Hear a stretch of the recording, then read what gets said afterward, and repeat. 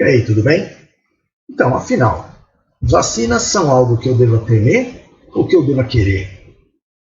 Como cidadão, a vacinação é um direito meu ou uma obrigação?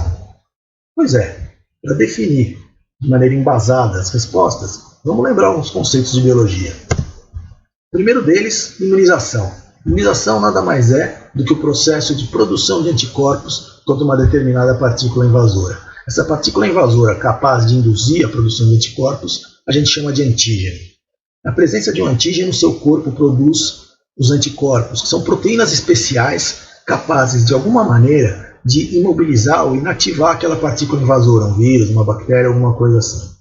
Quando você está produzindo os anticorpos contra aquela partícula, você está num processo de imunização ativa. Ou seja, você vai adquirir uma memória imunológica que te faz capaz de muito rapidamente produzir anticorpos contra aquela partícula, caso você entre em contato com ela.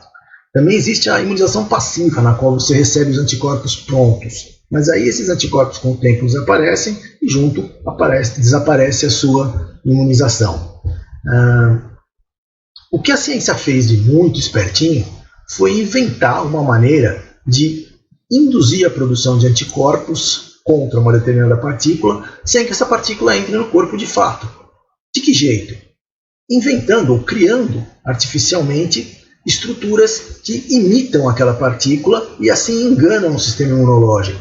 Eu estou falando das vacinas. Vacinas nada mais são do que uma maneira artificial de induzir o seu corpo à imunização ativa.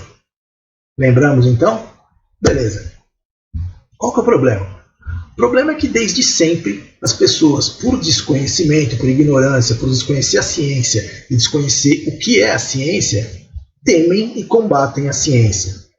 Fazem isso de maneira organizada, né? Se organizam em associações, fazem passeatas, se baseiam nas mais esdrúxulas, né, teorias sem nenhum embasamento científico. Para quê? Para defender o seu direito, por exemplo, de não querer tomar vacina, de dizer que vacina faz mal, dizer que vai ser ruim para a saúde, ou, por outro lado, que a decisão sobre vacinar-se ou não é individual, né? É uma liberdade individual que precisa ser respeitada. Essas associações, como o movimento anti-vacinas que existe no mundo, tem um braço forte no Brasil capaz de melindrar o governo, né? O governo, ao promover a vacina que ele está comprando, toma o cuidado de dizer que não vai ser obrigatório. Ora, tem que ser obrigatório. Por que tem que ser obrigatório? Porque quando você pertence a uma população, se essa população está em risco, todo mundo ficar doente vai trazer malefícios grandes para a sociedade, inclusive econômicos. Então você querer não se vacinar significa que você quer deixar em risco a tua população. Isso é um problema, sim, que deve ser administrado pelo governo, né, por quem administra a saúde pública dessa população. O que aconteceu aqui? Aqui, o Brasil está comprometido com a compra de uma vacina que é produzida pela Universidade de Oxford, associada com um laboratório particular. Há coisa de 15, 20 dias atrás, essa associação de produtores, né, a universidade e a empresa, determinaram a suspensão dos testes que estavam em fase adiantada, já na fase 3, e estavam sendo realizados em vários países do mundo, inclusive o Brasil. Por quê?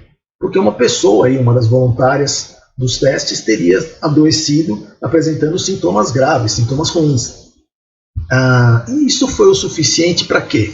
Para que os simpatizantes do tal movimento anti-vacina caíssem matando. Né? Tá vendo? A vacina faz mal, tá vendo? As pessoas estão dando para trás. Porque eles só querem dinheiro. Né? Ora, isso é verdade? De novo, vamos pensar um pouquinho? Faz sentido isso? Para responder, vamos pensar como é feita uma vacina.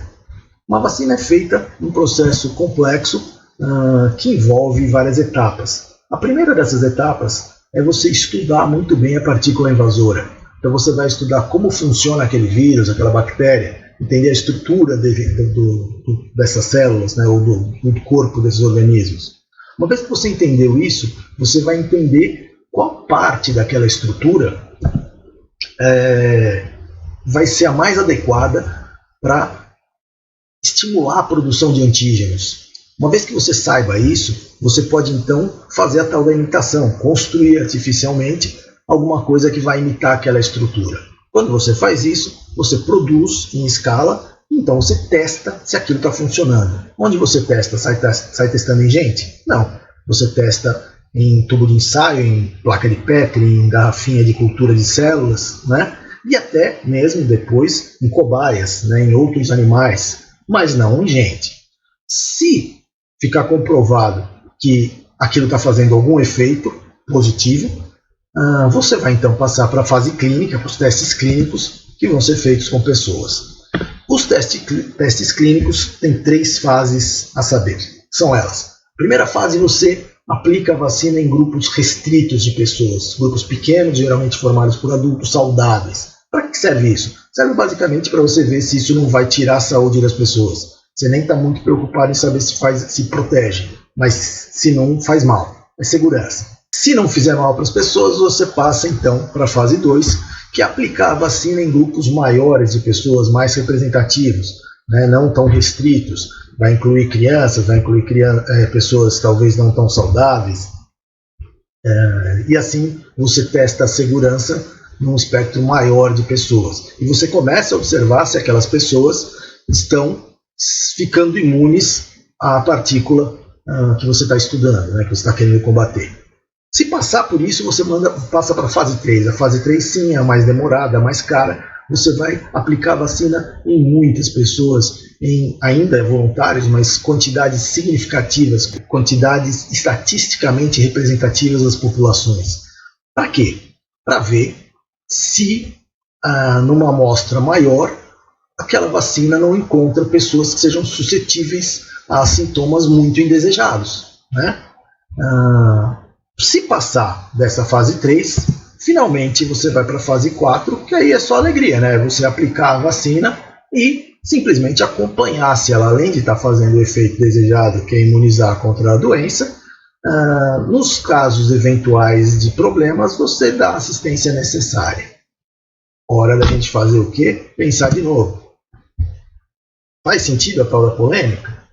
Ora, vamos pensar. Para que serve a fase 3, na qual foi interrompida a produção da vacina? Serve justamente para, caso apareça algum sintoma indesejado, como foi o caso, que você possa estudar se aquele sintoma foi causado pela vacina. Ora, se foi causado pela vacina, você não tem que suspender os testes. Você tem que suspender a produção. Desiste do projeto, a vacina é ruim. Agora, se não, se ficar constatado que aquele sintoma indesejado observado não era provocado pela vacina, isso fala bem da vacina. Quer dizer que você tem que fazer o quê? Continuar os testes. Portanto, o fato de os testes terem sido suspensos durante a fase 3 é um mau sinal? De maneira nenhuma. O que sobra? Não sobra nada, né? Na verdade, não tem polêmica. Movimento anti-vacina é só blá blá blá, não tem fundamentação científica.